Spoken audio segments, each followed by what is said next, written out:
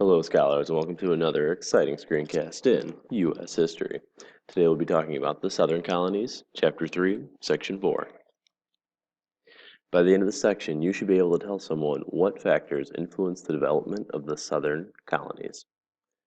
As always, our 4 section objectives. If you cannot answer the following, you really should ask a peer for help, rewatch or reread the screencast, read the section, or schedule a conference. So our section objectives today are: what made up the geography and climate of the Southern Colonies? Describe the early history of Virginia. How were Maryland, the Carolinas, and Georgia founded? And what factors produced the tidewater and backcountry ways of life?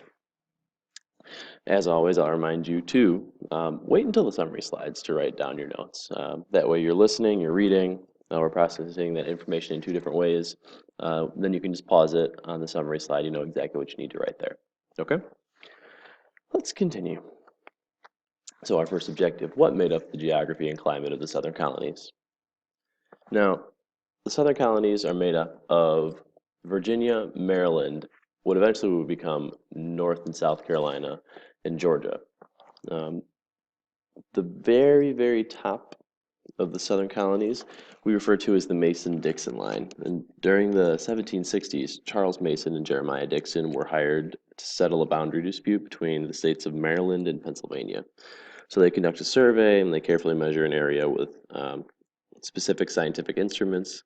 It actually takes about 4 years for them to do this, but the boundary they draw is known as the Mason-Dixon line. Yes, this line is used to divide 2 colonies, but after the American Revolution, it becomes the dividing line between the northern states where slavery was abolished and the southern states where slavery continued.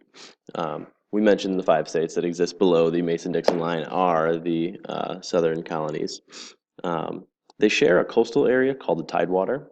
This is a flat lowland that includes many swampy areas.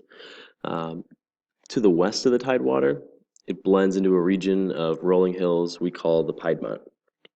The climate of these states are warm and humid. Hot summers provide a very long growing season that colonial farmers use to raise crops such as tobacco and rice. Both crops require a lot of workers in the fields, and thus this is partly why slavery begins to develop in the North American colonies. So, by this point, your notes should look like this. My recommendation is that you pause, write this down, summarize if you want, or copy it word for word. If not, let's continue. Objective 2, describe the early history of Virginia. As time went on, Virginia's population grew throughout the 1600s.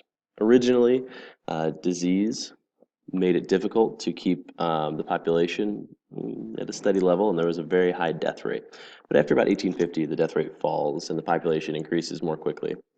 In 1840, about 10,000 settlers lived in Virginia. In 1640, about 10,000 settlers lived in Virginia. By 1670, the number had reached about 40,000. Okay. So Native Americans had been living all across North America at this time. And the English are pushing farther and farther into their territory. As the white population grows, the Native American population shrinks, especially due to disease and violence. In 1607, there had been about 8,000 Native Americans in the state of Virginia alone. By 1675, there's only about 2,000 left. That's 3/4 of the Native Americans died through disease and violence. Now, the farmland along the coast is pretty valuable. It was the best farmland in the state. It would be very profitable to grow crops there. So, beginning in the 1660s, wealthy Virginia tobacco planters bought up most of that good farmland along the coast. This leaves very little land for the poorer colonists who want to start their own farms. So most of these are young men, and they're forced to work the land for these wealthy landowners. It makes them angry because at the time, unless you owned property, even if you were a white man, you couldn't vote. So to combat this, many of these poor farmers move farther inland, away from the coast, to find good farming. And who is farther inland, you ask? The Native Americans. So this causes a lot of conflict, a lot of fighting. Um, Farmers on the frontier believe it's their right to take this land, so they demand the governor of Virginia take strong measures to stop these Native Americans and just take the land for them. The governor hoped to avoid an all-out war with the Native Americans, mostly because he benefited from the fur trade with them. He didn't want to ruin that. He was making good money, or the state was making good money. So, along comes a man by the name of Nathaniel Bacon. He organizes a group of frontier settlers. In 1675, he organized a force of about 1,000 settlers and began attacking and killing Native Americans. The governor declared that Bacon and his men were rebels, so Bacon, not liking that, reacts by attacking Jamestown and burning it to the ground. This forces the governor to run away. Just to refresh your memory, Jamestown was the first permanent English colony in North America. Today we call this Bacon's Rebellion, and it collapsed when Bacon became sick and died. Even though the governor hanged about 23 of Bacon's followers, he couldn't stop this movement that was created. The English continued out west, settling onto Native American lands. At this point, your notes should look like this. If not, feel free to pause and copy or summarize. If not, then I will continue. Third objective, how were Maryland, the Carolinas, and Georgia founded?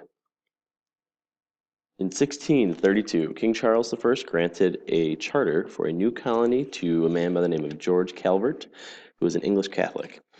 So you have to remember at the time, England is Protestant. They have the Church of England. If you did not follow what they said, you weren't treated as well. You weren't guaranteed all of your rights. So Catholics suffered from great discrimination at the time in England. Calvert wanted to set up a colony where Catholics could live safely. So his colony of Maryland was set up across the Chesapeake Bay from Virginia. So settlers included Catholics and Protestants at the time, and they grew tobacco and they harvested sea life, like fish, found clams, mussels, yada yada.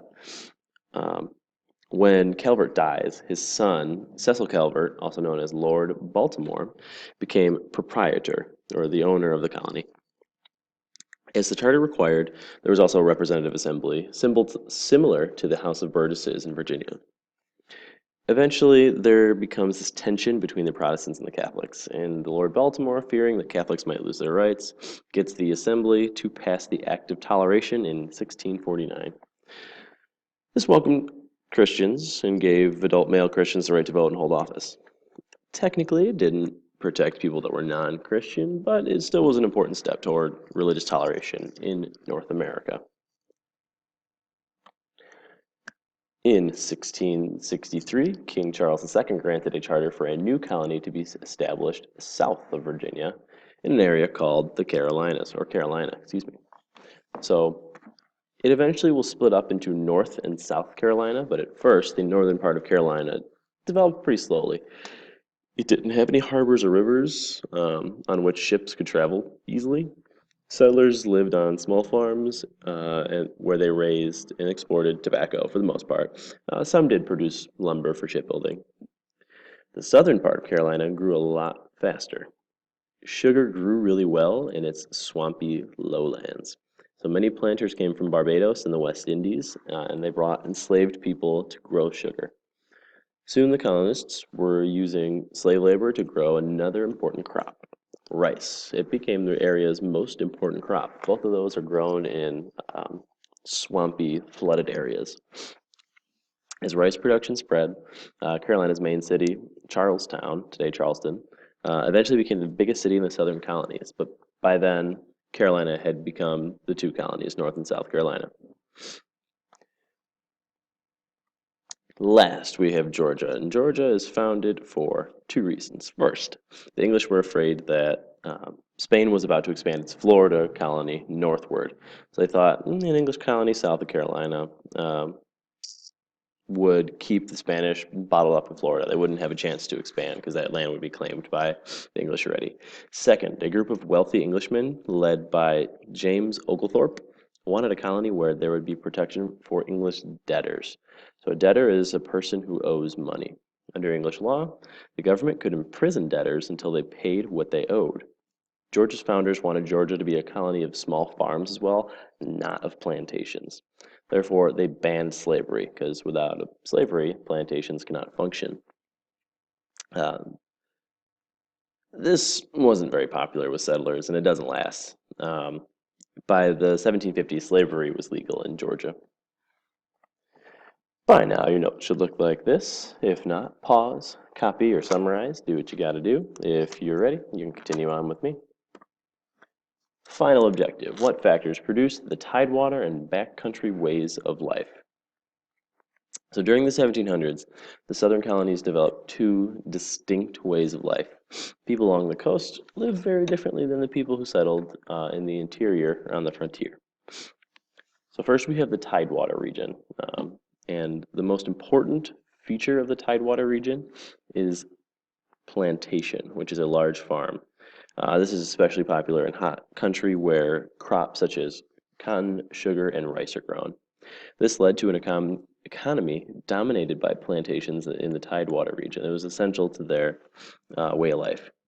The plantation system actually began in Virginia and Maryland, where settlers began growing tobacco. It spread southward where planters found other crops that they could export profitably to Europe. So they're growing the crops, whatever extra they have, they're selling over in Europe.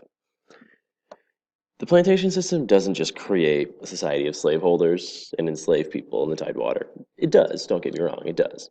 But it also divides the white community into smaller groups of wealthy people and a much larger group with little or no property, most of whom were poor and lived in the backcountry South. Speaking of the backcountry South, this is the second way of life we're going to talk about. The backcountry was cut off from the coast by poor roads and long distances. So it was really hard to get to. Families usually lived in isolated farms. They often did not legally own the land they farmed.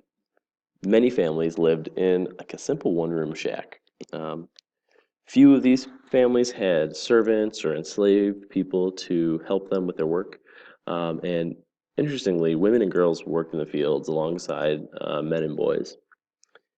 In the backcountry, people really didn't care about rank. It didn't matter what standing you had in society. This is very different from the Tidewater, where your standing in society was very, very important.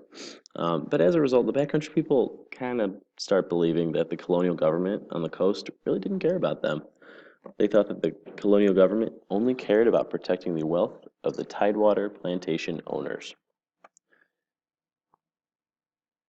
All right, our final summary slide. Please make sure you have gotten all your notes. If you have questions, go back, watch the video, ask your friends, or schedule a conference with me.